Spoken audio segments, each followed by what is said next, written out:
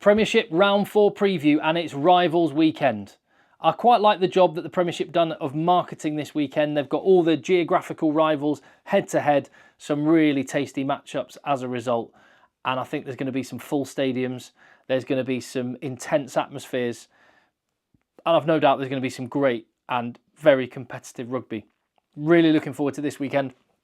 If you love the Premiership as well, if you, like me, want this competition to thrive and be successful and be financially sustainable, help me get the word out and tell people how great it is. Just drop a little thumbs up on the video, leave your comment down below. That helps the algorithm. Don't ask me how, I don't know, but it does.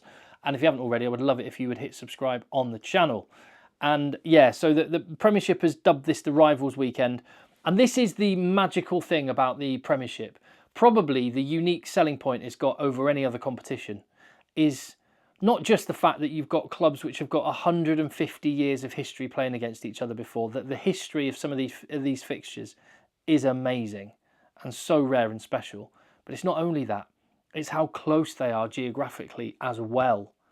You've got fans who are either going to be on Monday morning bouncing out of bed, full of beans, cannot wait to get to work, or they're going to be dreading it because the fans of these clubs live basically side by side, will work together, families will be intertwined, communities will be split. So these games matter a lot. And I love that about the Premiership. This first one I'm talking about, Newcastle Sale, it's not really a derby, this one. It's not really a derby. They're about 150, 200 miles apart, Newcastle and Manchester. So yeah, they're the two northern teams. Who's going to be king in the north? Is it going to be Steve Diamond or Alex Sanderson? They're mates. Steve Diamond used to be director of rugby at Sale Sharks. That's a little extra dynamic. But Newcastle aren't very good. Can Steve Diamond get them playing well this weekend? I'm not sure they're going to be good enough, even if they play well. And Sale have got some big guns back. Dan Dupree on the bench. The two Curry twins, Twindaloo in the team. Ben Curry wearing 7, Tom Curry wearing 8. They're going to have too much heat up front. Can Sale get their backline going without George Ford? I think they're going to win comfortably. It's not really one of the biggest derbies. This, however, is absolutely a derby, and I've got great memories of watching Gloucester against Bath growing up. The iconic red, white and black hoops of Gloucester and the blue, black and white hoops of Bath. Just so many massive matches down the years, and it was also, not only are these two clubs relatively close together being in the West Country, I mean, Bath and Bristol are closer, but I think the river runs deep with this particular fixture because Bristol spent quite a lot of time in the Championship, whereas Gloucester and Bath have always been in the top tier of the game, always had games every single year, amateur and now professional. And it's just a nice dynamic. You've got the sort of working class, salt of the earth folk of Gloucester, and you've got how shall I say it? Bearing in mind I used to live in Bath. I went to university in Bath and I bought my first house in Bath. So I'm allowed to say this. The posher Roman town of Bath as well. So that dynamic adds to it. And Kingsholm is going to be full and it's going to be absolutely bouncing for this game. Loud, hostile, bring it on. I think Bath need to go back to what they did a bit last year when they kicked quite a lot. And this guy, Finn Russell, was just pulling the strings, him and Ben Spencer. Last week against Bristol, they didn't kick very much and it didn't work, frankly. Gloucester, well, I said they're like salt of the earth, hard-working folk. They need to just make sure they deliver that up front. And interesting seeing the youngster for Sogbon up against Abano at prop. That's going to be an interesting matchup to watch. But Gloucester, I think they've just got to have a crack. Santi Carreras is back in at fullback. Ted Hill in the second row for Bath. That's an interesting one as well. And Bath have got their English internationals, Underhill, Ewells, Will Stewart on the bench. I think at Gloucester, this will be tighter than it would have been at Bath. I think Bath will shade it.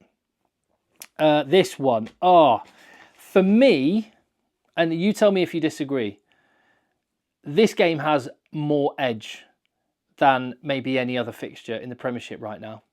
Wasn't always the case.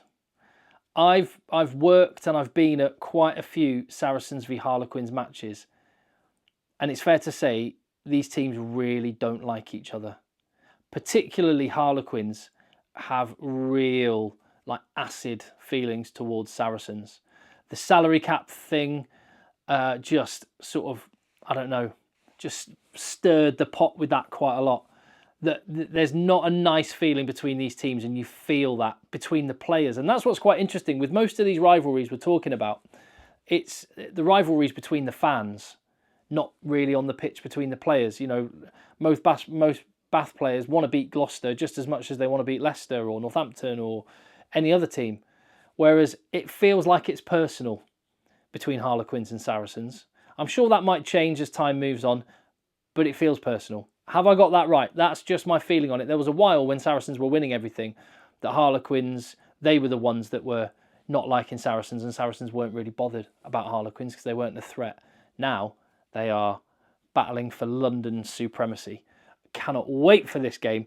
Interesting selections as well. You've got the Argentinians back for South Africa. Juan Martin Gonzalez is starting. Maro Itoje in the starting lineup. Alex Good at 15. The experience starts for Saracens. But look at Quinn's bench. You've got Marler, Launchbury, Chandler Cunningham South, Danny Kerr, Will Evans, all on the bench. If Quinns can get to 60 minutes in the game, I think they'll win. But I'm probably edging. No, I've got a feeling about Quinns. With that bench, I've got a feeling about Quinns just edging it. But I cannot wait for that game. And having just said that Quinns v Saracens has more edge on it than any other fixture, I'm sure if you're a Leicester fan or a Northampton fan, you're thinking, what are you talking about, Tim? The East Midlands rivalry is clearly the biggest derby match. And yeah, when you think about edge down the years, the fights, the red cards, the atmospheres, the fact that these two teams have been title-winning European champions as well, and the power in the East Midlands has kind of shifted. Leicester have had it for a long time, but every now and again Northampton would come and take the mantle, as they have at the moment. And for that reason, this one at Welford Road, with Northampton being champions, it's going to feel very, very big. Cannot wait. You've got, for Leicester, Montoya and Pollard. They're two big international superstars, both of whom are being rumoured to be leaving. Montoya going to Pau in France next year, and Pollard perhaps to Japan. So this could be their last East Midlands derby at Welford Road, their first game back after they've been back playing in the Rugby Championship. So Leicester are going to go full bore. Michael Checker at the helm. They look a really serious outfit. I honestly, with the players they've got, I think Leicester, if I had to pick who's going to win the Premiership right now, I would have said Bath a couple of weeks ago, and I still think Bath are right up there, but I think it could be Bath or Leicester. Those are the two for me. Northampton, lots of good players, but lacking a bit of leadership with Ludlam and Waller and Laws going. Lacking a bit of, I don't know, bite in the pack as well. But maybe their attack will be good enough to get the win in this one. Cannot wait. And finally, Exeter versus Bristol. Now, this one's got a bit of history on it. Yes, they're West Country rivals, but actually part of the history with this is the fact that they were two teams that were in the Championship outside of the Premiership, kind of duking it out to get back in the Premiership. And there were times when I think Bristol went up and came down, and then Exeter went up, and it was Exeter or Bristol that were kind of fighting to get back in the Premiership. Now they're both there, and, well, they're both well-established Premiership teams now. Exeter have been to the summit, won the league, won Europe. Bristol, that's where they want to go. And this is the sort of game that Bristol have to win if they want to take that next step. Interesting that they've got Ellis Genge on the bench. They've got some of their big guns, some of their England stars on the bench. But they've got a lot. They're just such a fun team to watch at the minute. Exeter, I kind of worry about them a little bit. Without Henry Slade, they lack a bit of leadership.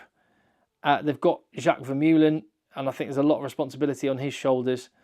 The season could be over before it's begun if Exeter continue to lose. So this game at home is massive for Exeter.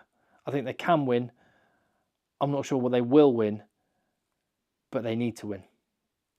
They need to win soon, or their season could get away from them, which is part of the danger of starting slowly in a team with only 10 teams. A league, sorry, with only 10 teams. So because that's only 9 home fixtures, 18 games in total. And we're already on to game number 4. It's going to be a big weekend in the Gallagher Premiership. Cannot wait for it. If you're excited too, give me your thoughts down below. And hit subscribe. See you on the next one.